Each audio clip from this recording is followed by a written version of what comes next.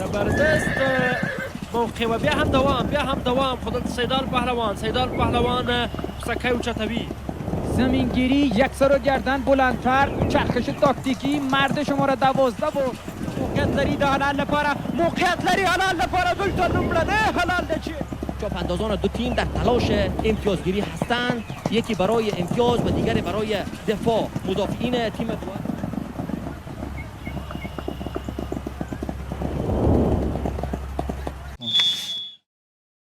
بریم به سمت گزارش بازی. نبرد دو تیم بزکشی یفتل ها در برابر تیم بزکشی جوانان بهارستان.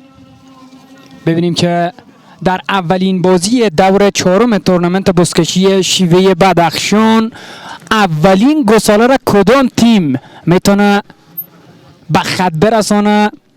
گساله بی مورد از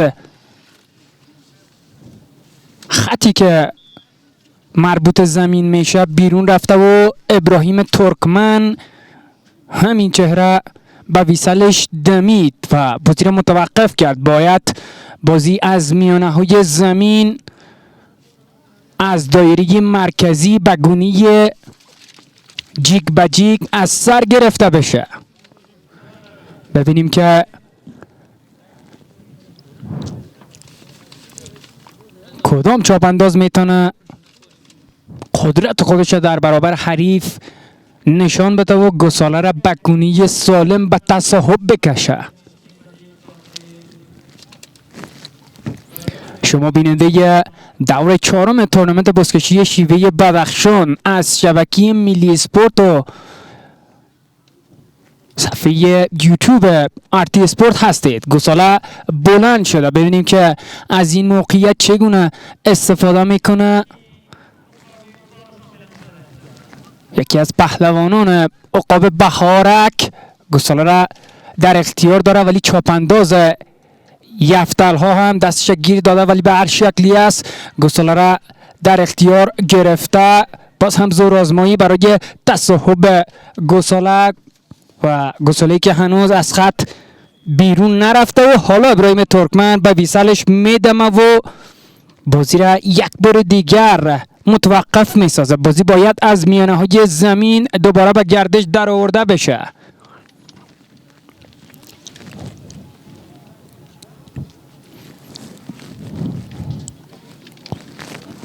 گساله‌ای که بی مورد به بیرون رفت و طبق معمول ابراهیم ترکمن به ویسلش دمید و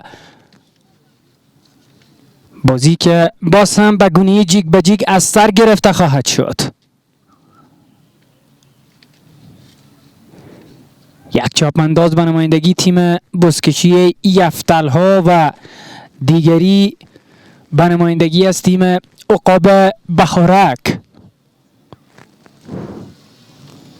تیم بزکشی شاهین یفتل ها به نمایندگی از ولسوالی یفتل پا به این دور از رقابت ها گذاشته و چاپاندازان خوبی را در ترکیب خودش جا داده،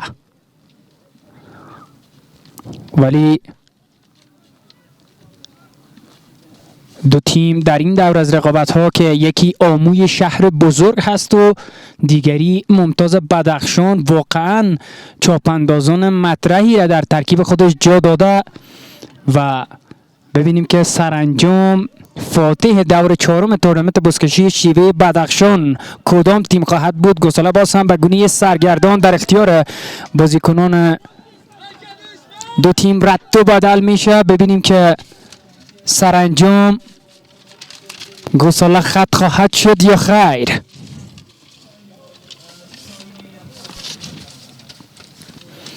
گساله در اختیار چاپاندازان شاهین یفتل هاست و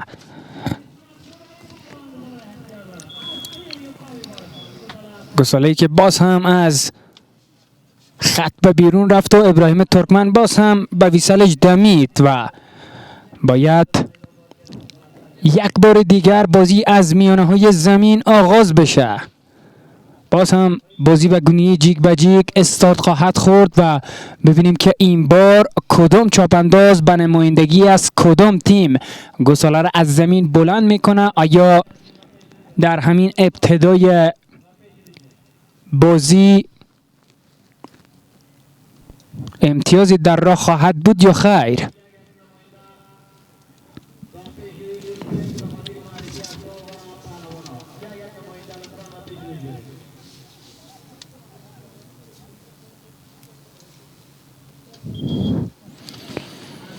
بازی همچنان متوقف هست و ابراهیم ترکمن هنوز دستور به ادامه کار نداده.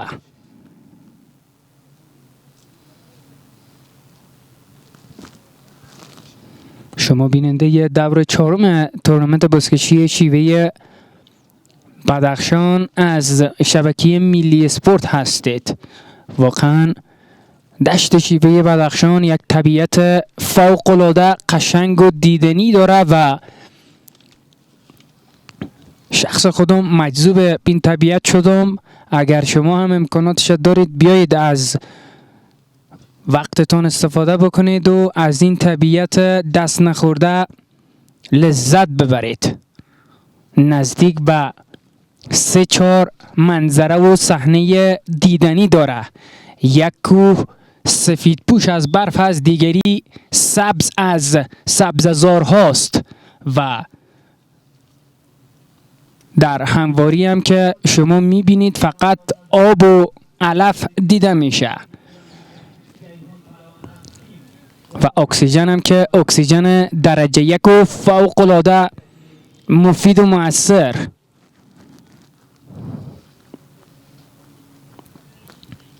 یک ویژگی که شیوه بدخشان داره اصلا آب و هوا قابل پیش بینی نیست و در چند روزی که ما اینجا برای پوشش این دور از رقابت ها حضور پیدا کردیم همواره با بارش مواجه شدیم، ولی خوشبختانه اینجا در اولین روز دور چهارم تورنمنت بزکشی شیوه بدخشان هوا نسبتاً آفتابی است و این رقابت ها زیر گرمای آفتاب رو اندازی شده در بازی اول، ولی هیچ چیزی قابل پیش بینی نیست. در شیوه هر لحظه امکان داره که وزش باد و ریزش باران آغاز بشه. بازی در میانه های زمین به گونه جیگ به جیگ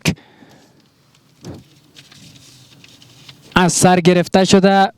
دو چاپاندازی که وقت داشت به نمایندگی از دو تیم نتونست در وقت مشخص گساله را بلند بکنه. به همین دلیل آقای ابراهیم ترکمن دو چاپانداز تازه نفس به نمایندگی از دو تیم فرا خواند تا برای بلند کردن گساله زورآزمایی بکنند.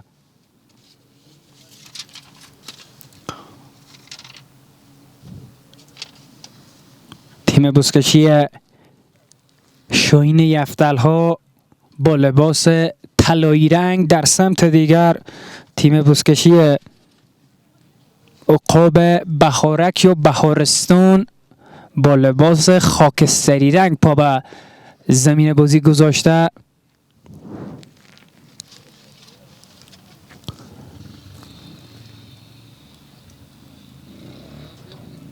پروانه خان پهلوان یار شماره 10 تیم بزکشی شاهین یفتل‌ها در مساف جیگ به جیگ در برابر جیهون پهلوان پا به زمین بازی گذاشته. خود پروانه پهلوان نمیتونه گساله رو به گونه سالم به تصاحب بکشه. گساله از دستش رها شد و یک بار دیگر باز هم یک چاپانداز به نمایندگی از شاهین یفتل‌ها، دیگری به نمایندگی از عقاب بهارک دستشان گیر دادن، ولی هیچ یک موفق نیست روی او صحنه و گساله همچنان روی زمین هست. حالا یک بار دیگر دست درازی از سوی چاپانداز تیم بزکشی شاهین عبدالصمد بود که دست درازی کرد روی او صحنه، ولی گساله هنوز از سرنوشتش خبری نیست، سرگردان هست. خود عبدالصمد پهلوان مرد شماره 1 تیم بزکشی شاهین یفتلها میره به سمت دایره حلال، ولی او با 3 چاپانداز تیم بزکشی عقاب بهارک محصور شده و همین امر باعث میشه که گساله از دست بره و آقای ابراهیم ترکمن به ویسلش بدمه و پهلوانان دو تیم باید از میانه های زمین بازی را از سر بگیرند.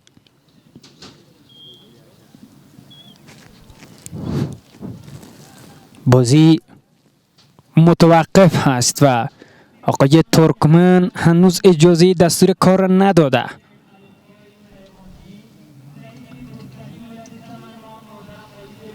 نزدیک به 10 دقیقه از بازی در نیمه اول سپری شده و تا اینجای کار هیچ تیمی نتونسته که گساله را تبدیل به امتیاز بکنه. باز هم بازی از سر گرفته میشه. باز هم یکی به نمایندگی از شاهین یفتلها، دیگری به نمایندگی از عقاب بهارک وارد زمین شده. ظاهر بلوچ به نمایندگی از تیم بزکشی شاهین یفتلها، در سمت دیگر جیهون پهلوان به نمایندگی از تیم عقاب بهارک. گساله‌ای که بلند شده، باز هم مشخص نیست که گساله در اختیار کدام بازیکن قرار داره. ابراهیم ترکمن هم پا به پا پهلوانان دو تیم را تعقیب میکنه تا مبادا مورد مشکوکی رخ بده روی او صحنه.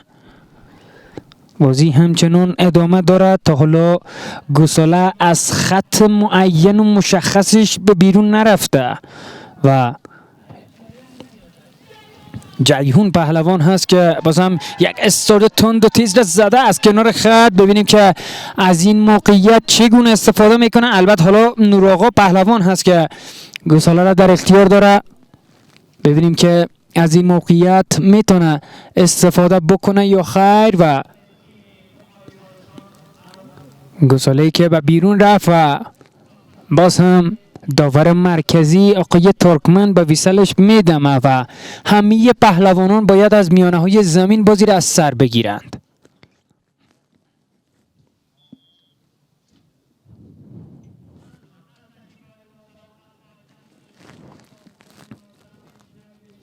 بازم یادآور میشم تا این دقیقه هیچ تیمی موفق به کسب امتیاز نشدند. نه یاران شاهین، نه یاران عقاب بهارک.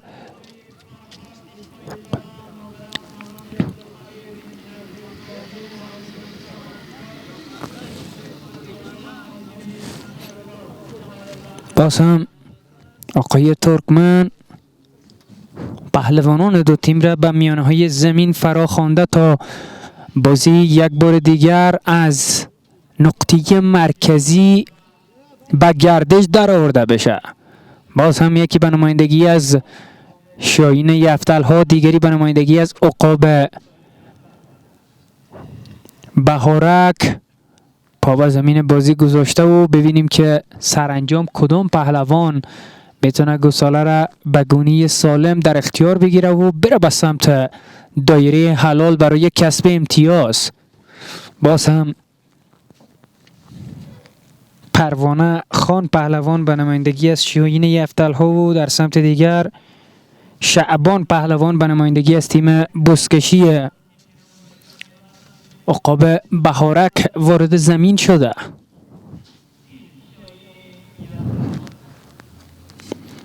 باز هم تلاش برای بلند کردن گساله خود پروانه پهلوان در مساف با شعبان پهلوان به نمایندگی از عقاب بهارک، ولی شما در تصویر مشاهده میکنید دو پهلوان تمایلی برای بلند کردن گساله نداره و به همین دلیل آقای ابراهیم ترکمن به ویسلش میدمه و دو پهلوان تازه نفس را به نمایندگی از دو تیم فرا میخوانه.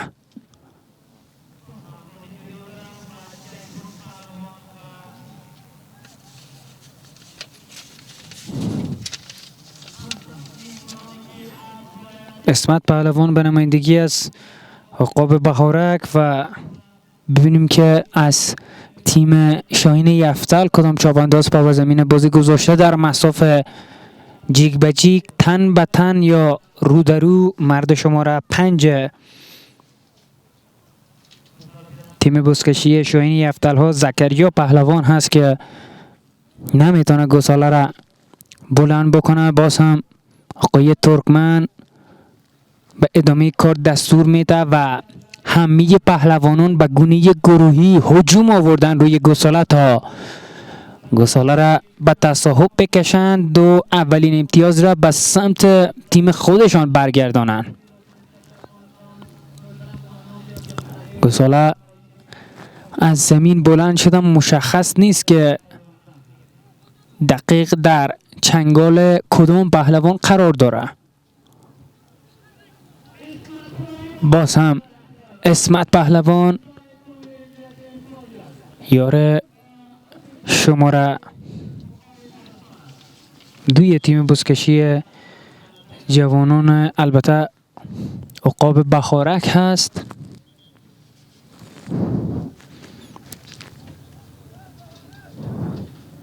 و باز هم گساله‌ای که بی مورد به بیرون رفت و ابراهیم ترکمن یک بار دیگر به ویسلش دمید.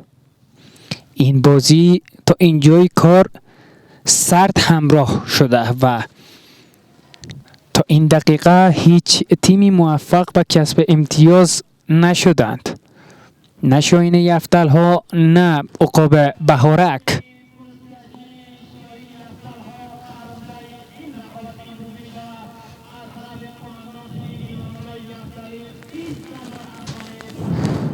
باز هم گساله از دایره مرکزی برداشت شده ولی ابراهیم ترکمن تا اینجای کار اجازه کار نداده و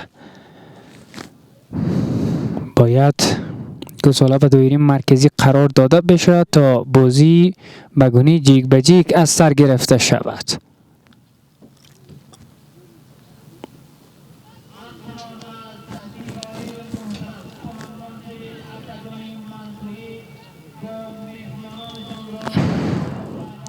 بازی باز هم آغاز شده. ببینیم که از میان این چاپانداز کدام یک گساله را به گونه سالم بلند خواهد کرد. مرد شماره 5 تیم بزکشی شاهین یفتل ها زکریا پهلوان بود که گساله را در تقامش قرار داده به گونه منحصر به فرد و پرسرعت و با دقت میره به سمت دایره حلال تا اولین امتیاز برای تیم بزکشی شاهین یفتل ها به ارمغان بیایه، ولی اینجا دفاعی مستحکم تیم بزکشی عقاب بهارک باعث میشه که این موقعیت هم برای تیم بزکشی شاهین یفتل ها خونسا بشه.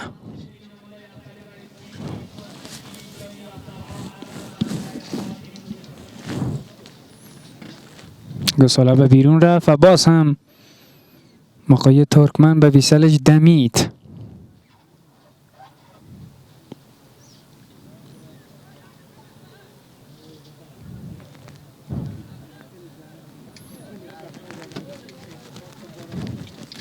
آقای ترکمن هنوز هم به اجازه کار دستور نداده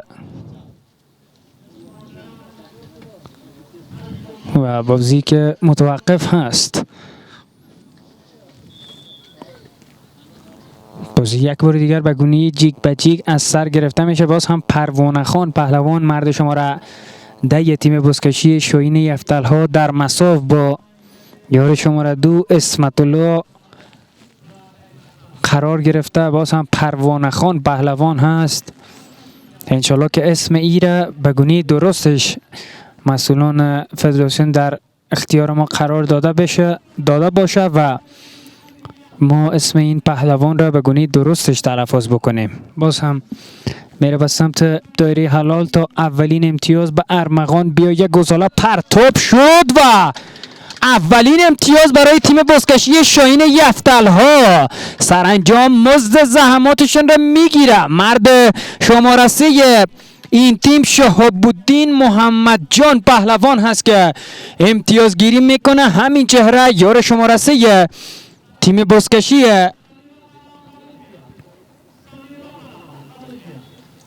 خب یار شماره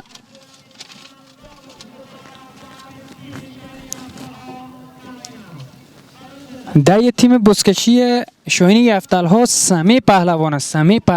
سمنگانی. اینجا همکارا لاین اپ در اختیار ما غلط قرار داده. انشالله که این اتفاق در بازی های آینده رخ نده.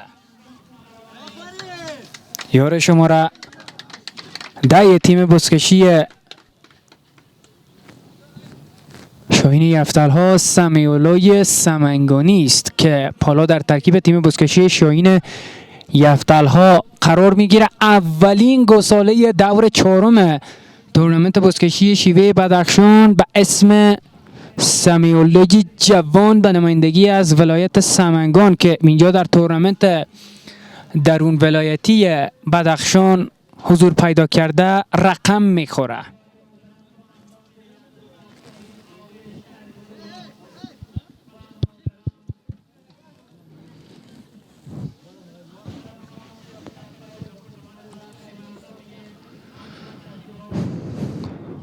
اولین امتیاز به سود تیم بزکشی شاهین یفتل ها رقم میخوره و ببینیم که واکنش تیم بزکشی عقاب بهارک در ادامه چه خواهد بود.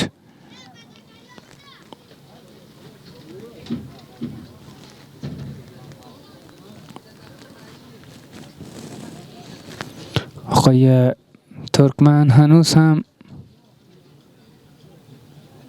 به ادامه بازی دستور نداده و مشخص نیست که به چه دلیلی بازی هنوز متوقف است. گساله هم به قسمت دایره برداشت قرار میگیره. بریم به سمت ادامه بازی. در نیمه اول نبرد شاهین یفتل ها در برابر تیم بزکشی عقاب بهارک باز هم زمینگیری را میرن که انجام بدن ولی پهلوانان دو تیم موفق نیست. باید چاپاندازان افغانستان در تمریناتشان کمی تلاش و زحمت به خرج بدن تا در امر زمینگیری گساله هم حرفه‌ای تر واقع بشن. چاپاندازان افغانستان برخلاف چاپاندازان قرقیزستانی و تاجیکستانی در امر بلند کردن گساله آنچنان عملکرد خوبی نداره و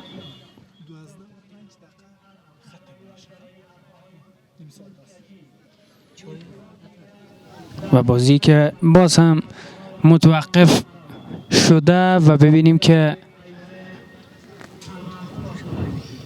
چه اتفاقی رخ داد روی او صحنه که آقای ابراهیم ترکمن بازی را متوقف کرد.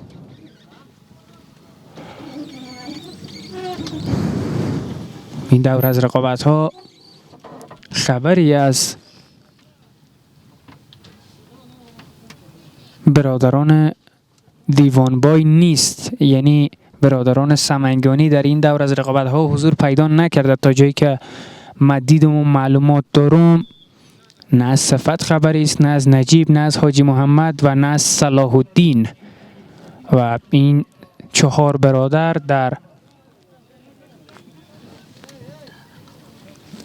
در این دور از رقابت های تورنمنت بزکشی شیوه بدخشان حضور ندارند. نبرد میان دو تیم بزکشی شاهین یفتل در برابر عقاب بهارک در نیمه اول، نیمه که تا اینجای کار با تک امتیاز سمیولا پهلوان به سود تیم بزکشی شاهین یفتل ها رقم خورده و اگر بتانن از نتیجه به دست آورده دفاع بکنن با همین البته تک امتیاز هم میتونن که امتیاز کامل را در اولین بازی خودشان کسب بکنن. بازم یادآور میشم که دور 4 تورنمنت بزکشی شیوه بدخشان با 8 تیم رو اندازی شده در 2 گروه 4 تیمی و هر تیم در گروه خودش 3 بازی انجام خواهد داد و بازی نیمه نهایی ما نخواهیم داشت. سرگروه 2 تیم مستقیم به دیدار پایانی رقابت ها صعود خواهد کرد و ببینیم که پس از انجام 3 بازی این 8 تیم کدام تیم ها به دیدار پایانی رقابت ها راه پیدا میکنه و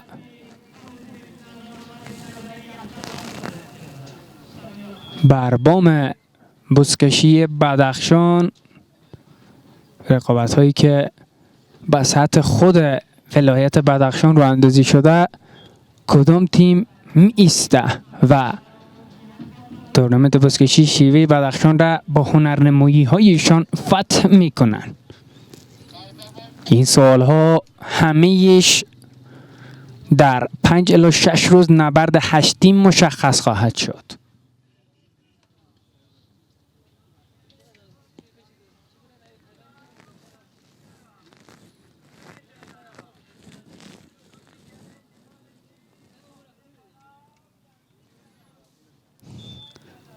بدخشان که همواره یکی از تیم‌های مدعی در لیگ ملی بزکشی کشور محسوب میشد تا اینجای کار نتانسته که قهرمان تورنمنت یا لیگ سرتاسری افغانستان لقب بگیره.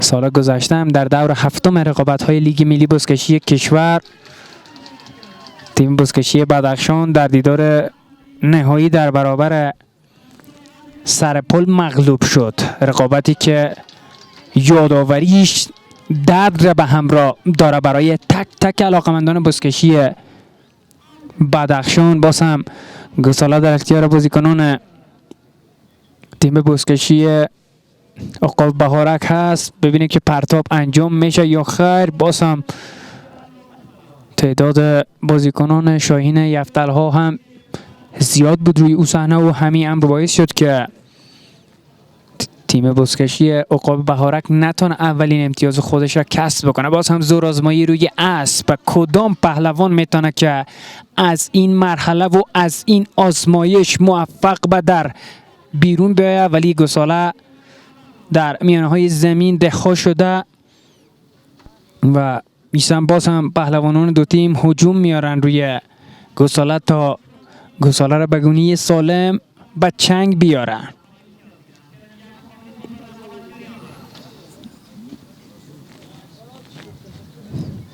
بازی همچنان میان پهلوانان 2 تیم جریان داره. باز هم گساله بلند شدن. مشخص نیست که گساله در اختیار کدام چاپانداز به نمایندگی از کدام ولایت البته تیم هست.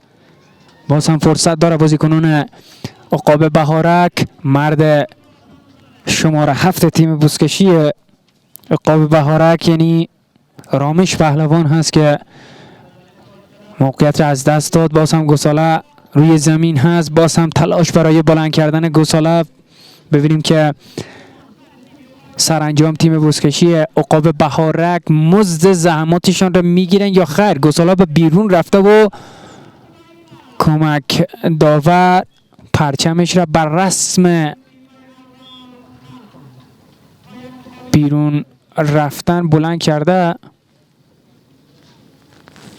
و بازی باز هم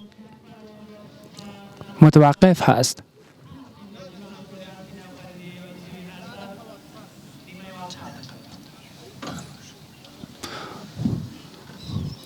بازی در نیمه اول به اتمام رسید و 2 تیم 10 دقیقه وقفه خواهند داشت تا گلوی تازه بکنن، استراحت کوتاهی داشته باشند و در نیمه دوم پر انرژی و قدرتمند ظاهر بشن.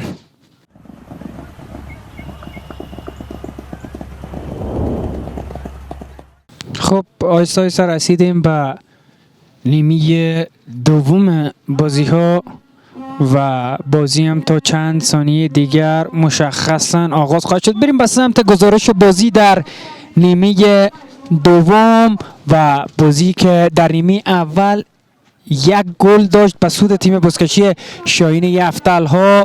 گساله باز هم توسط عبدالصمد پهلوان بلند شد ولی بی‌مورد و به بیرون رفت. ببینیم که در 30 دقیقه نیمه دوم تیم بزکشی عقاب بهارک میتونه نتیجه را جبران بکنه یا خیر.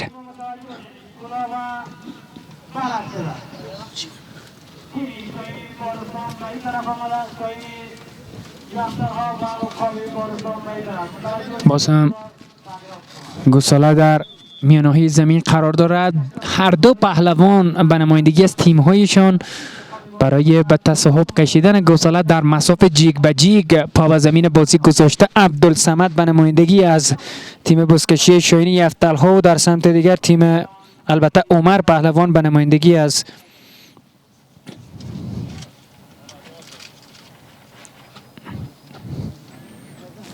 تیم بزکشی عقاب بهارک پا به زمین بازی گذاشته. ببینیم که میتونن از این موقعیت استفاده داشته باشن یا خیر.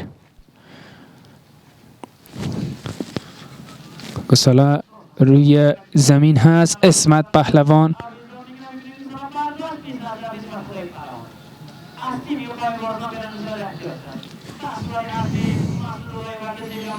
گساله بلند شده میره به سمت دایره حلال. اسمت پهلوان مرد شماره 8 تیم بزکشی عقاب بهارک. ببینیم که از این موقعیت چگونه استفاده میکنه. همچنان به تکروی خودش ادامه میده. فرصت داره بازی کنه عقاب بهارک تا بازی را در همین ابتدای نیمه دوم به تساوی بکشانه، ولی حضور گسترده پهلوانان شاهین یفتل‌ها هم نقطه برجسته است و تا اینجای کار صد راه اسمت پهلوان یار شماره 8 تیم بزکشی عقاب بهارک شده، ولی او دست بردار نیست. هر راه ممکن را داره می آزماید تا راهی به سمت دایره حلال خودی پیدا بکنه و اولین گساله را به نام خودش در دور چهارم تورنمنت بزکشی شیوه بدخشان برای تیم بزکشی عقاب بهارک رقم بزنه، ولی تا اینجای کار نتونسته که از موقعیتی که به دستش آمده استفاده بکنه. بازیکنان شاهین یفتل حالا گساله را به تصاحب میکشه. مشخص نیست کدام پهلوان هست. هم تیمی او پاس میخواه، پاس میته. فرصت برای بازیکنان تیم بزکشی شاهین یفتل ها. شهاب الدین محمد جان پهلوان میره به سمت دایره حلال. پرتاب و گساله خط شده یا خیر؟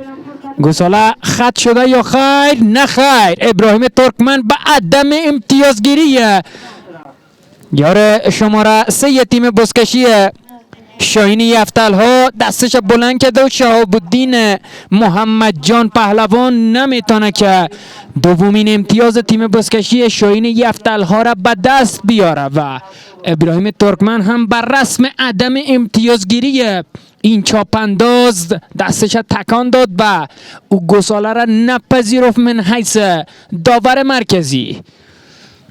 یک بار دیگر گساله باید از میانه های زمین برداشته بشه و تبدیل به امتیاز بکنن. اگر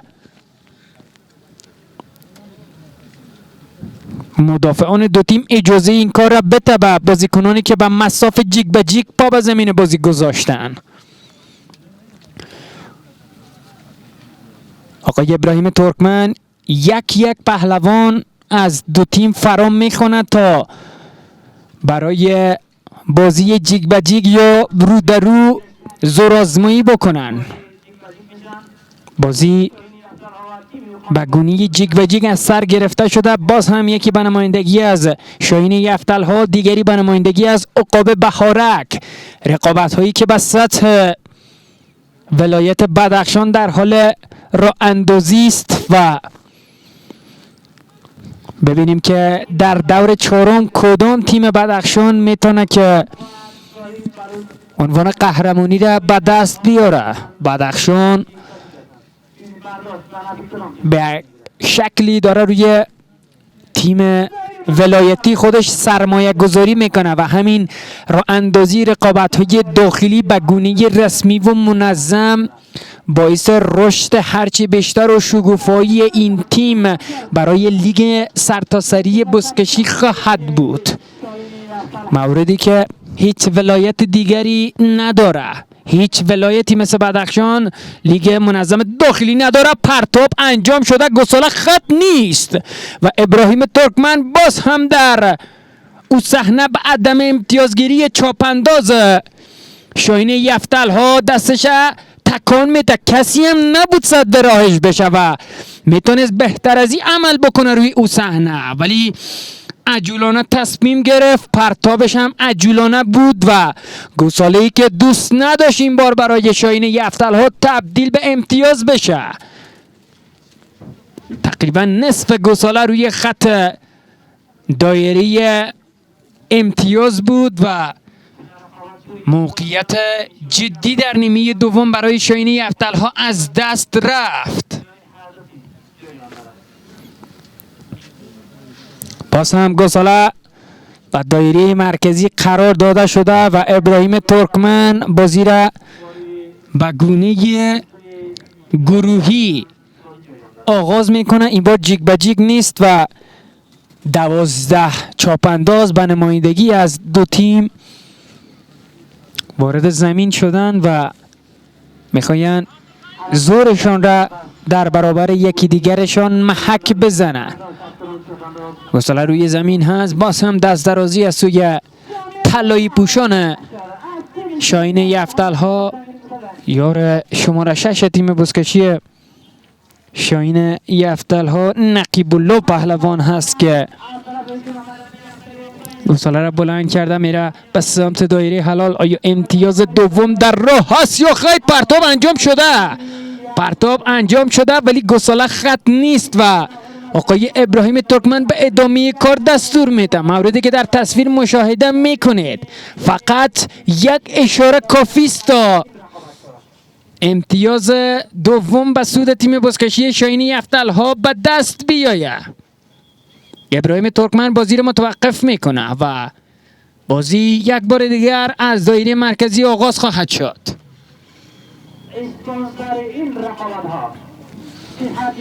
ابراهیم ترکمن بازی را متوقف کرده و مشخص نیست که چه اتفاقی رخ داده و چاپاندازان دو تیم باید متوجه باشن. هم کارت زرد در اختیار ابراهیم ترکمن هست، هم کارت سرخ.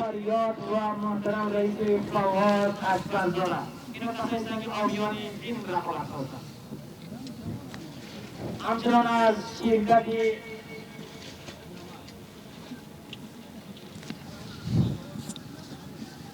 از هر دو تیم خواهش می‌کنیم که نظر به فیصله و دستور داور مرکزی و کمکداران دستور میدن مطابق آن بازی متوقف هست و هنوز مشخص نیست که ابراهیم ترکمن به چه موردی معترض هست و بازی رو متوقف کرده. گفت و شنودی هم داره به پهلوانان دو تیم و نکات مورد نیاز را میرسانه به چاپاندازان هر دو تیم تا در ادامه کار مرتکب او خطاها نشن.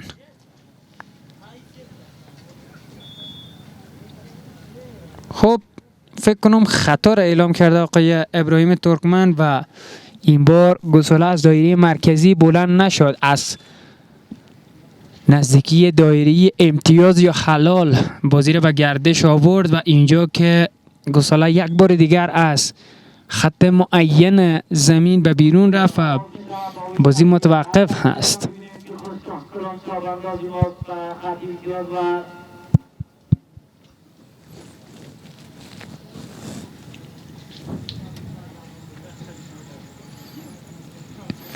بازی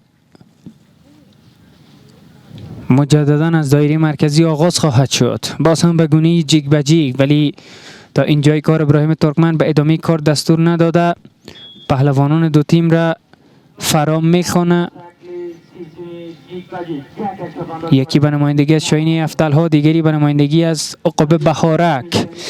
مرد شماره 8 تیم بزکشی عقاب بهارک اسمت الله پهلوان و به نمایندگی از تیم بزکشی شاهین افتالها ظاهر بلوچ یار شماره 4 این تیم پا به زمین بازی گذاشته. تا اینجای کار هیچ پهلوانی نتونسته گساله را از دایره مرکزی بلند بکنه. نه اسمت پهلوان نه هم ظاهر بلوچ و ظاهرا دیده میشه که تمایلی به بلند کردن گساله ندارن و به یک شکلی مانع ایجاد میکنه به یکی دیگر تا مبادا گساله را از زمین بلند بکنه و بره به سمت دایره حلال. سال گذشته تورنمنت بزکشی شیوهی بدخشان یعنی دور سوم این تورنمنت بهاری پوشش نشراتی نداشت و در دور چهارم مثل دور اول و دوم تیم شبکه ملی اسپورت حضور پیدا کرده تا این بازی ها را به وجه احسن معیاری به دست نشر بسپاره. پیمودن این فاصله از کابل تا شیوه بدخشان کار بسا مشکل بود، ولی حالا که ما اینجا حضور پیدا کردیم و این رقابت ها و این سطح را اندازی شده، ارزش پیمودن این فاصله را داره و داشته که در سالهای گذشته همکاران ما هم نیز حضور پیدا کرده بودند. از فیض‌آباد تا دشت شیوه بدخشان محل برگزاری رقابت ها نزدیک به 7 ساعت راست که ما پیمودیم و اینجا خودمان را رساندیم و حالا هم در محضر شما قرار گرفتیم تا شما علاقمندان این رشته محبوب و پرطرفدار از دیدن این بازی ها لذت ببرید.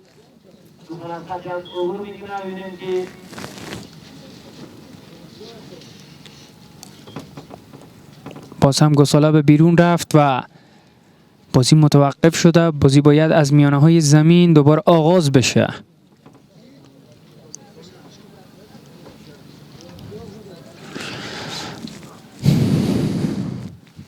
در نیمه اول تیم بزکشی شاهین افتالها توانست تگ امتیاز را توسط سمیع الله سمنگانی به دست بیاره و تا اینجای کار همان تگ امتیاز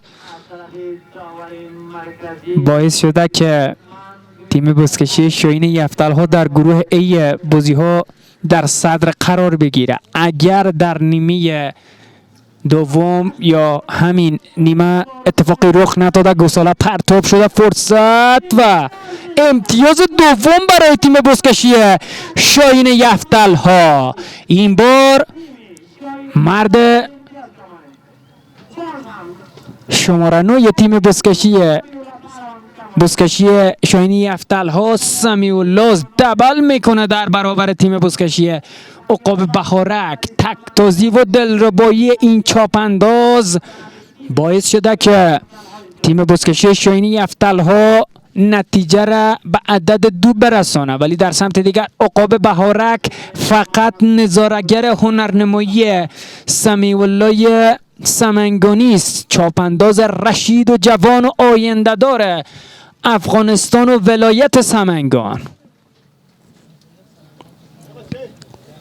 همین چهره سمیع الله پهلوان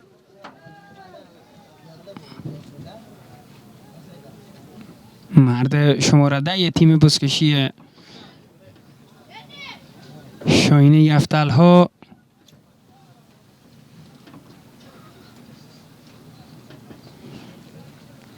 امتیازهای خودش را به دست آورد و تا اینجای کار بهترین بازیکن زمین هم بدون شک و اما و اگر همین چهره خواهد بود.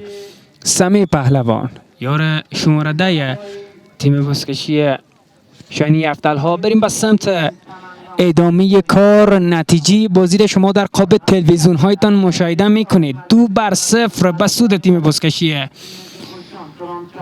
شاهین یفتل هاست.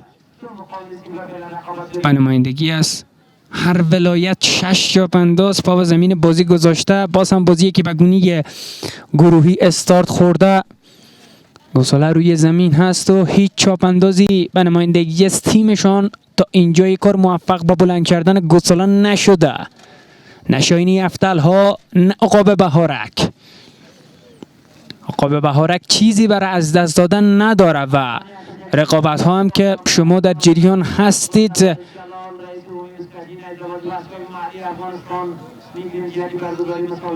بسیار فشرده رو اندازی خواهد شد و به گونه جدی فقط سر تیم گروه A و گروه B رقابت ها به دیدار پایانی راه پیدا میکنه و در مرحله گروهی 3 تیم حذف خواهد شد. ما مرحله نیمه نهایی نخواهیم داشت و پس از اتمام بازی های گروهی بازی فاینال یا دیدار نهایی را اندازی خواهد شد. با این نتیجه تیم بزکشی شاهین یفتل ها خودش را یک قدم به دیدار پایانی رقابت ها نزدیک کرده. هر بازی در مرحله گروهی برای تیم حکم فینال را داره و واگذاری امتیاز در مرحله گروهی یعنی خداحافظی از مرحله گروهی و در کل تورنمنت بزکشی شیوه بدخشان. تا اینجای کار اگر تیم بزکشی عقاب بهارک در 2 بازی باقی مانده خودش در مرحله گروهی عمل کرده خوبی نداشته باشه، از گردونه رقابت ها حذف خواهد شد.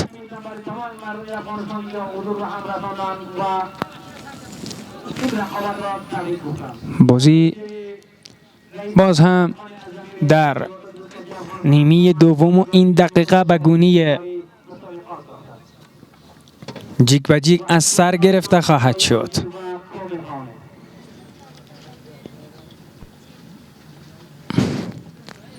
ابراهیم ترکمن هنوز به ادامه کار دستور نداده.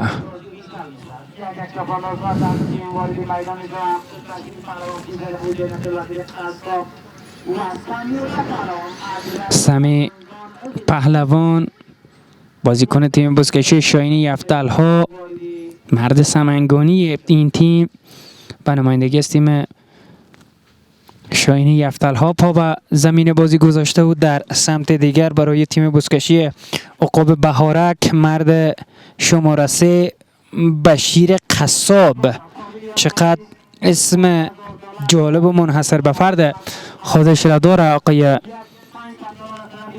بشیر قصاب.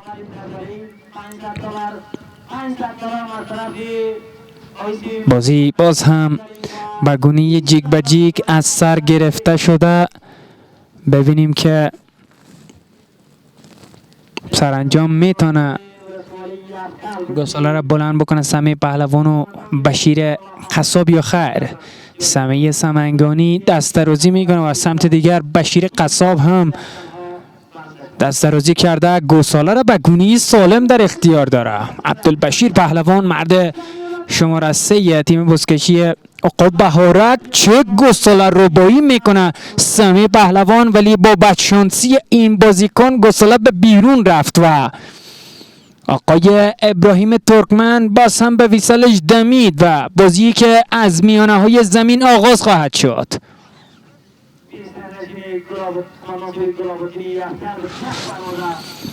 شما بیننده دور 4 تورنمنت بزکشی شیوه بدخشان ولسوالی ارغنجخواه بدخشان هستید.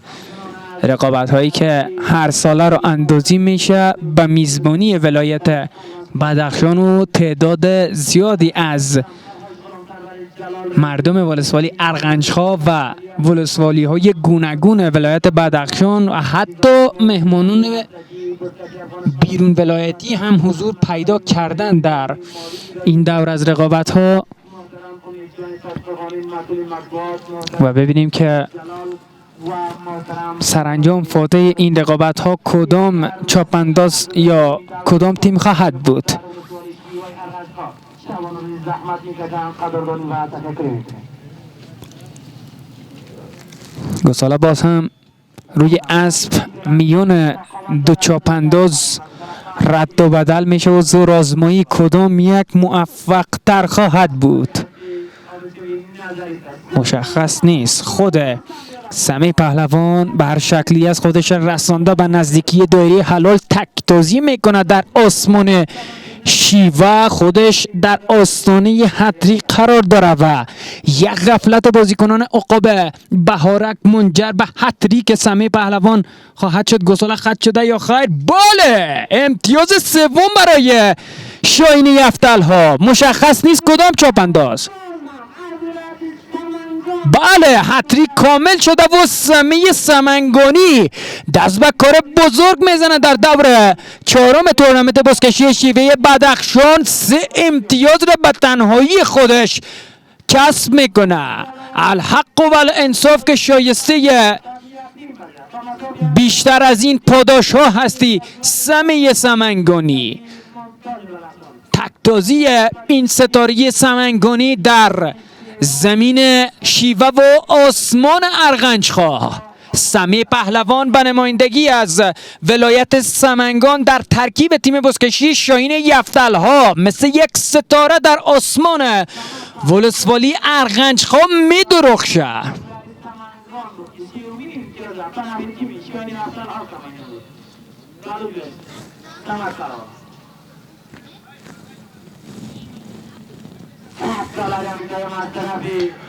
خب امتیاز سوم را همکارا اشاره میکنه که عبدالصمد پهلوان کسب کرده و پوزش میخوایم از همه شما. یک لحظه از نمای دور سمی و صمد چقدر مشابه هم دیگر هست. عبدالصمد پهلوان مرد شماره 1 تیم بزکشی شاهین یفتل ها امتیازگیری کرد و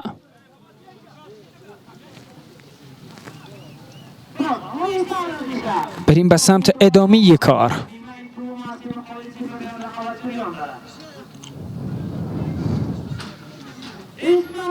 اینجا اسمت پهلوان مرد شماره 8 تیم بزکشی عقاب بهارک. ببینیم که سرانجام امتیاز به دست میاره یا خیر. مشخص نیست و گساله‌ای که باز هم بی مورد به بیرون رفت.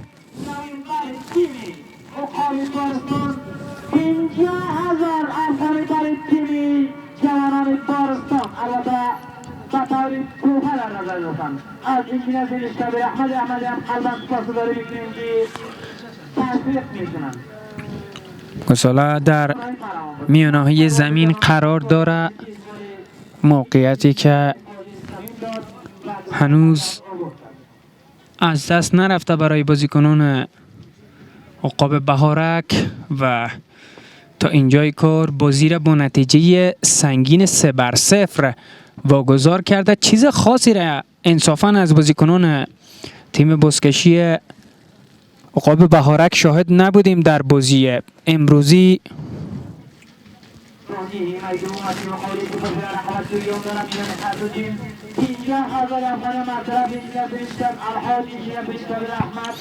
موقعیت برای بازیکنان دو تیم هست. دو تیم باز هم به امتیاز دست پیدا بکنن. تیم بزکشی شاهین یفتل ها به امتیاز 4 و تیم بزکشی عقاب بهارک برای کسب امتیاز اولشان. تیم بزکشی عقاب بهارک هنوز در حسرت کسب نخستین امتیازشان هست، ولی تا اینجای کار با مشکل برخورده بازیکنان عقاب بهارک و در برابر تیم بزکشی شاهین یفتل ها کم آوردند. بازی متوقف هست و باز هم ابراهیم ترکمن گفت و شنودی داره با پهلوانان دو تیم.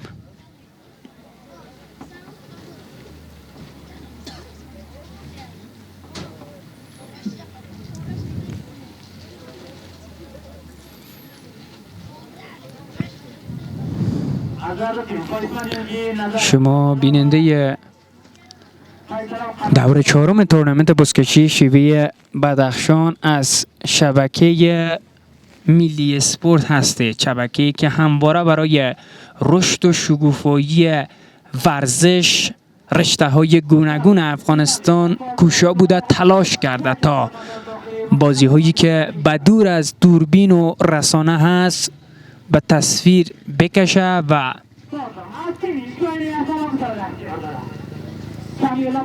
این هم باعث بشه که آن رشته ورزشی به شکوفایی دست پیدا بکنه و مورد توجه مسئولان ارشد اداره ورزش کشور قرار بگیره. زمانی بود که همین رشته بزکشی هم دور از دوربین راه اندازی می شد، ولی سال 2020-2021 بود که با همت مسئولان رادیو تلویزیون ملی افغانستان این رقابت در قالب رسمی در آورده شد و این رقابت ها یعنی رشته بزکشی حالا در سراسر افغانستان از محبوبیت بالایی برخوردار هست. پیر و جوان دوست داره رشته بزکشی را، مخصوصا ساکنان زون شمال و شمال شرق کشور. بازی باز هم در میانه های زمین از سر گرفته شده. باز هم دسترازی از سوی چاپ انداز عقاب بهارک، مرد شماره 4 تیم بزکشی عقاب بهارک، یعنی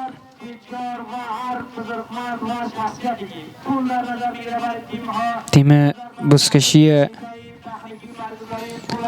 عقاب بهارک میره تا اولین امتیاز را به ارمغان بیاره. خود جیهون پهلوان، مرد شماره قرار داره. ببینیم که از این موقعیت چگونه استفاده میکنه. گساله که پرتاب شد، امتیاز هست یا خیر؟ بله، ابراهیم ترکمن امتیاز را این بار میپذیره و سرانجام اولین امتیاز برای تیم بازکشی عقاب بهارک به ارمغان میآید. رامش پهلوان هست که امتیازگیری کرده برای تیم بازکشی عقاب بهارک. رامش سرانجام تیم بزکشی عقاب بهارک را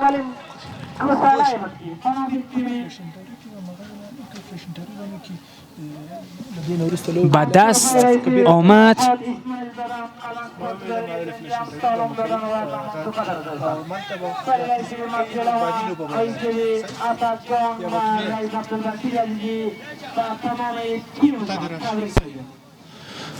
تیم بزکشی عقاب بهارک سرانجام به اولین امتیازش دست پیدا کرد و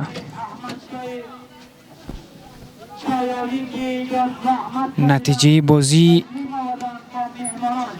تا اینجای کار از 0 بیرون شد برای تیم بزکشی عقاب بهارک. به اصطلاح عام آبروی تیمش را خرید رامش پهلوان.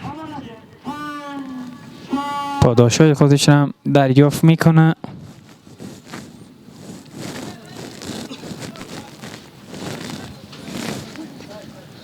بازی هنوز هم متوقف است. حالا بریم به سمت ادامه بازی. کمتر از 2 دقیقه تا پایان بازی فرصت دارن بازیکنان عقاب بهارک تا بازی را به تساوی بکشانن و دوباره بازی را جبران بکنن. ولی ببینیم که در سمت دیگر تیم بزکشی شاهینی یفتل دفاع مستحکمی را داشته انصافا اگر حساب بکنیم و در جریان 55 دقیقه بازی اجازه نداده که کار خاصی را انجام بده بازیکنان عقاب بهارک بجز از تک امتیاز رامش پهلوان. اگر حساب بکنیم عقاب بهارک حرفی برای گفتن نداشت، ولی اینجا همین تک امتیاز هم برای این تیم ارزشمند هست تا مثبت گل زده و منفی گل خوردهش تا یک اندازه در جدول امتیازها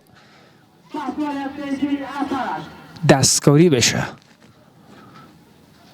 گساله باز هم در اختیار اسمت پهلوان، مرد شماره 8 تیم بوسکشی عقاب بهارک. آیا او تیم بوسکشی عقاب بهارک را به امتیاز دوم میرسانه یا خیر؟ دفاعی پرنفوذ بازیکنان شاهین یفتل و گساله‌ای که پاس داده میشه به مرد شماره 7 تیم بوسکشی جوانان. البته عقاب بهارک، مصطفی پهلوان، مرد شماره 7 تیم بوسکشی عقاب بهارک میره به سمت دایره حلال. هنوز هم دست بردار نیست، هر راه ممکن را برای به تصاحب کشیدن و رخنه دایره حلال آزمایش کرد و آیسته آیسته بریم به سمت همکار بسیار خوبم و پایان نبرد میان تیم بوسکشی عقاب بهارک. تیم بوسکشی شنی یفتل ها توانست با نتیجه 3-1 تیم بوسکشی عقاب بهارک را زمینگیر بکنه.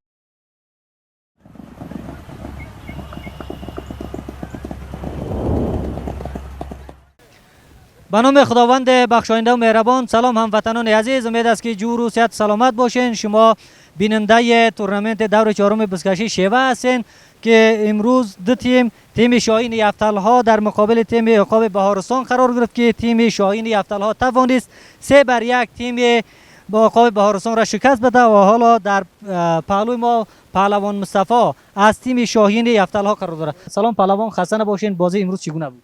بازی برابر و سلام به بینندگان و تلویزیون ملی سلام میگم. بازی بسیار خوبش بود، بازی دوستانه بود. ما در مقابل بچهای بارک یک مسابقه چی دادیم، 3-1 پیروز شدیم. پیروزی را براتون تبریک میگم. چگونه بود میدان بازی و نقاط ضعف تیم مقابل چی بود که شما توانستین 3-1 شکستش بدین؟ والا تیمشون ضعیف هم نبود، اما برابر شد، ما شکست دادیم 3-1. بسیار خوب. پیام تا داشته باشیم برای هموطنا. برای بیننده ها برای هموطنا پیام دارم، زنده باشن، ما چیز کردن تشویق کردن، ما را پیسه دادن تشویق کردن، رفع جلب کردن. بسیار تشکر میکنم از بیننده. سلامت باشین. تشکر. بیننده های عزیز، حالا صحبت می داشته باشیم با پهلوان نوجوان از تیم عقابان بهارستان که یکی از پهلوانای نوظهور است. سلام، خسته نباشین. سلام علیکم. سلام، عرض ادب دارم خدمت تمام بینندگان تلویزیون ملی اسپورت. بنده مصطفی نظامی از تیم عقابان بهارستان.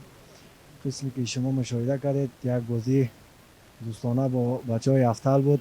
هرچند بچهای یفتل هم خود گفته نمیشه و تمامش جوانای تجربه دار از هر ولایت بود و قسمی که شما بیننده بودید تیم عقابان بهارستان یک تیمی بود که تنها از جوانان بهارستان گرفته شده بود و هیچ چاپانداز بیرونی در او حضور و اشتراک نداشت و تشکری زیاد میکنیم از تمام بینندگان که مردم تشویق میکنه، چاپاندازا را تشویق میکنه، حمایت میکنه. تشکر زیاد. بسیار خوب. پلان بعدی تان چیست که در مقابل تیمی که قرار میگیرین با چه استراتژی وارد میدان میشین؟ توکل به خدا، ما تمام آمادگی خود داریم. هرچند که چاپاندازای ما چاپاندازای نو تجربه ایت میدانای لیگ و گپا را ندیدن. انشالله که کوشش میکنیم که از این به بعد خوبتر و بهترتر در میدان ها برخشیم. سلامت باشین. بیننده های عزیز، صحبت های ما را با هر دو پهلوان از تیم شاهین یفتل ها و تیم عقابان بهارستان تماشا کردین. بازی های بعدی تیم لاجورد در مقابل تیم ممتاز بدخشان قرار میگیره و تیم جوانان شیوه در مقابل تیم راغها قرار خواهد گرفت و خوبترین بازی ها را خواهند داشت. شما را به الله متعال میسپاریم.